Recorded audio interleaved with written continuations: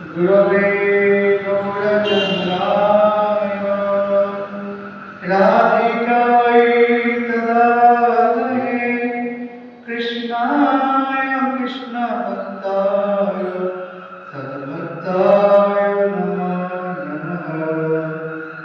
वन्दे श्रीकृष्ण चैतन्य नित्यानन्द सहोदित गौरहरे पुष्पवन्तौ चित्रछन्दौ तमानदौ। जय श्री कृष्ण चैतन्य प्रभु नित्यानंद श्री अद्वैत गदाधर श्रीवासादि गौरभक्तवृन्द। हरे कृष्ण कृष्ण कृष्ण हरे हरे हरे राम राम राम हरे हरे। আজকে আমাদের আলোচ্য বিষয় থাকছে ভগবান শ্রীকৃষ্ণ চৈতন্য মহাপ্রভু যখন সন্ন্যাস ধর্ম গ্রহণ করে তার ভক্তগণকে নিয়ে পরব্রজে নীলাচল ধামের দিকে গমন করছেন। গমন করতে করতে এসে পৌঁছিয়েছেন জগন্নাথ মন্দিরে। জগন্নাথকে দর্শন করে ভগবান শ্রী চৈতন্য মহাপ্রভু বলছেন, আমার সেই হারানো প্রাণনাথকে ফিরে পেলাম, আমার সেই হারানো প্রাণনাথকে ফিরে পেলাম। মহাপ্রভু এইভাবে আর্তনাদ করতে করতে ছুটে জগন্নাথ মন্দিরে প্রবেশ করেছেন। জগন্নাথকে আলিঙ্গন করবেন বলে ছুটে গেলেন, কিন্তু পৌঁছতে পারলেন না। এমন তার মধ্যে অষ্টসাত্ত্বিক মহাভাব চলে আসে, তিনি অচৈতন্য হয়ে পড়ে গেলেন। চৈতন্য মহাপ্রভুকে তারপর নীলাচল নামের অত্যন্ত পণ্ডিত বিদ্বজ্জন সার্বভৌম ভট্টাচার্য, যিনি ষড়দর্শন তত্ত্ববেত্তা, তিনি এসে উপস্থিত হলেন। তাকে তার নিজের বাড়িতে নিয়ে গেলেন। সার্বভৌম ভট্টাচার্য তিনি বুঝতে পারলেন এটা মহাভাবের বিকার, এটা সাধারণ মানুষের মধ্যে কখনো আসে না। তাই শ্রীকৃষ্ণ চৈতন্য মহাপ্রভু তিনি সাধারণ। অনেকক্ষণ পর যখন তার বাহ্য জ্ঞান ফিরে আসে, তখন তিনি বলছেন, ওহে সার্বভৌম, আমি তোমাকে দর্শন করার জন্য, তোমার সঙ্গ পাওয়ার জন্য আমি এইখানে এসেছি। আমি জগন্নাথ দর্শন করতে আসি নাই।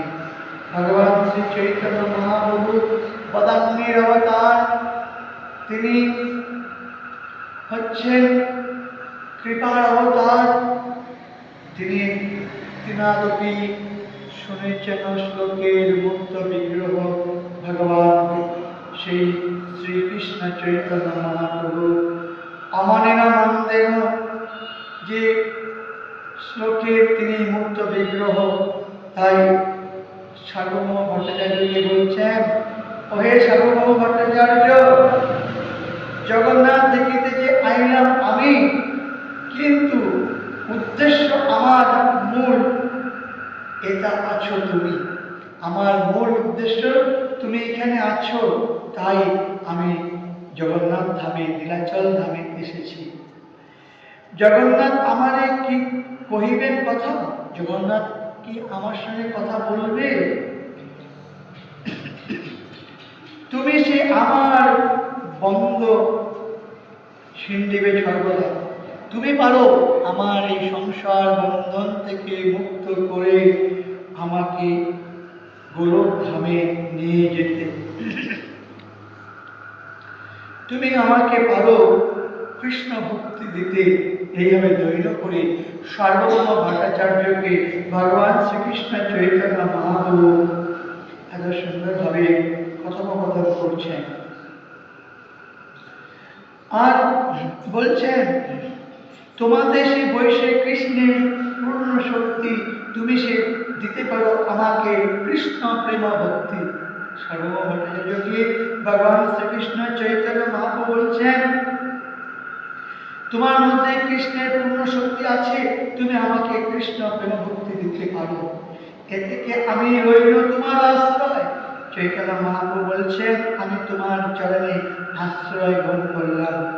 আশ্রয় লইয়া ভজে তারে কৃষ্ণ নাহি তেজে, আর সব মরে অকারণ।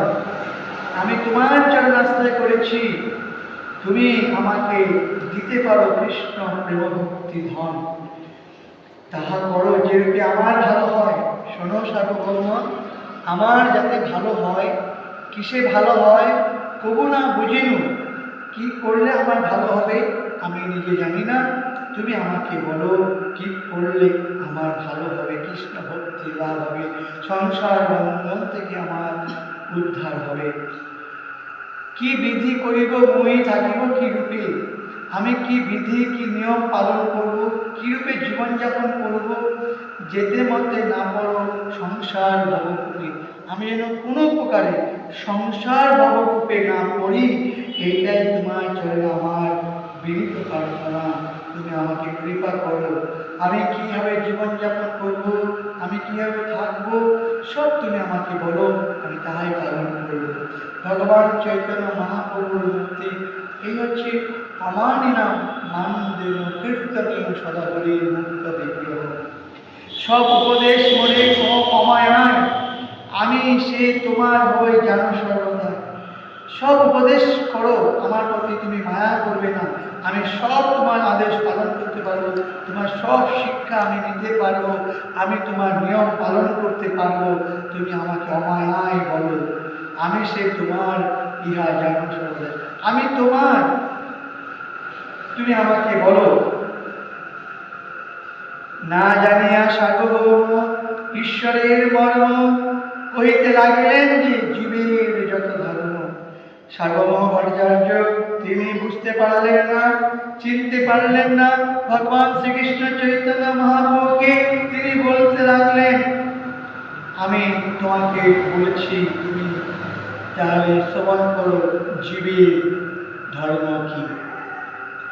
তিনি এবার বলতে লাগলেন, যেহেতু ভগবান শ্রী চৈতন্য মহাপ্রভুকে চিনতে পারে নাই, স্বয়ং ভগবান রাধা ও কৃষ্ণের মিলিত তরুণ ঔদার্য মণ্ডিত বিগ্রহরূপে অবতীর্ণ হয়ে কৃষ্ণ প্রেম ভক্তি আস্বাদন করবার জন্য, কৃষ্ণ প্রেম ভক্তি জগতে প্রচার করবার জন্য অবতীর্ণ হয়েছেন। ঈশ্বরের কৃপালে হয়তো যাহারে সেই তো ঈশ্বর তত্ত্ব জানিবারে পারে। যদি ভগবানের কৃপা হয় তবেই ভগবানকে জানা যাবে, যদি ভগবানের কৃপা না হয় তাহলে ভগবানকে জানা যাবে না। তাই সার্বভৌম ভট্টাচার্য এত বড় পণ্ডিত হয়েও তিনি চিনতে পারলেন না ভগবান শ্রী চৈতন্য মহাপ্রভুকে। যে তোমার হয়েছে ভক্তির উদয়, অত্যন্ত অপূর্ব সে কহিলে কবু নয়। সার্বভৌম ভট্টাচার্য বলছেন, তোমার মধ্যে আমি যা ভক্তি দেখেছি অপূর্ব ভক্তি, এরকম ভক্তি আমি কারোর মধ্যে কখনো দেখি নাই। কৃষ্ণ কৃপা হয়েছে তোমার উপরে, এবে এক করিয়াছ নহে ব্যবহারে। শোনো, তোমার উপরে কৃষ্ণের অনেক অনেক কৃপা হয়েছে, কিন্তু একটা কাজ তুমি ঠিক করনি। কেন? তুমি কেন সন্ন্যাস ধর্ম গ্রহণ করলে? শোনো, সন্ন্যাসে করিলা কি কারণে? সন্ন্যাস ধর্ম কি কারণে গ্রহণ করলে? বুঝো দেখি বিচারিয়া কি আছে সন্ন্যাসে, তুমি বোঝো। আমি বলছি, তুমি চিন্তা করো আমার কথা, সন্ন্যাসে কি আছে। প্রথমেই বদ্ধ হয় অহংকার বসে। যদি সন্ন্যাস ধর্ম গ্রহণ করে তাদের মধ্যে অহংকার আসে, আমি সন্ন্যাসী, আমাকে সবাই প্রণাম করবে, আমার সাথে ভক্তি করবে, আমার সাথে ভালোবাসে, আমার নাম যশ জগতে প্রচার করবে, এই জন্য সন্ন্যাস ধর্ম গ্রহণ করে। দণ্ড ধরে মহাজ্ঞানে হয় আপনারে, তাকে দণ্ড, আমি সন্ন্যাসী, কাহারে না বড় জোর হস্ত নাই করি, কাউকে হাত জোর করে বলে না যে আপনি আমাকে কৃপা করুন বা আমি আপনার সেবক। সন্ন্যাসীরা কখনোই বলে না, কিন্তু চৈতন্য মহাপ্রভু স্বয়ং ভগবান তিনি মূর্ত বিগ্রহ সন্ন্যাস গ্রহণ করে কিভাবে সার্বভৌম ভট্টাচার্যকে সুন্দর করে অনুরোধ করে বলছেন, অনুনয় করে বলছেন, আমি কি করলে ভালো হবে, মঙ্গল হবে, তুমি আমার সেই উপদেশ প্রদান করো। অহংকার ধর্ম এই খুব ভালো নহে, বুঝো এই ভাগবতে যেতে মতে কহি। শোনো, সন্ন্যাসীদের অহংকার থাকলে এটা ভালো হয় না, এটা ভাগবতে সুন্দর করে বর্ণন করা আছে। ব্রাহ্মণাদি কুকুর চণ্ডালান্ত করি, দণ্ডবোধ করিবে গু মান্য করি। সন্ন্যাসীদেরকে যারা ব্রাহ্মণ তারাও প্রণাম করবে, যারা কুকুর চণ্ডাল সবাইকে দণ্ডবোধ করে বহুমান্য করে।